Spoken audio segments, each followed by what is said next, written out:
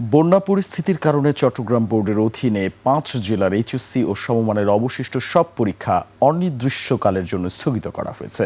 বৃহস্পতিবার রাত ১২টার দিকে বাংলাদেশ আন্তঃশিক্ষা বোর্ডের সমন্বয় কমিটির সভাপতি অধ্যাপক সৈয়দ আখতারুজ্জামানের সই করা এক বিজ্ঞপ্তিতে এ তথ্য জানানো হয়। বিজ্ঞপ্তিতে বলা হয়, সাম্প্রতিক বন্যা পরবর্তী পরিস্থিতি বিবেচনায় এ সিদ্ধান্ত নেওয়া হয়েছে।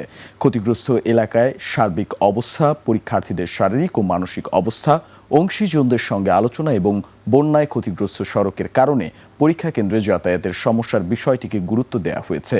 ফলে চট্টগ্রাম বোর্ডের আওতাধীন এইচএসসি পরীক্ষা, মাদ্রাসা বোর্ডের আলিয়াম মাদ্রাসা পরীক্ষা, এছাড়া কারিগরি বোর্ডের এইচএসসি ভোকেশনাল ও ডিপ্লোমা ইন কমার্স পরীক্ষার অবশিষ্ট সব বিষয় পরিবর্তী নির্দেশ না দেয়া পর্যন্ত স্থগিত থাকবে।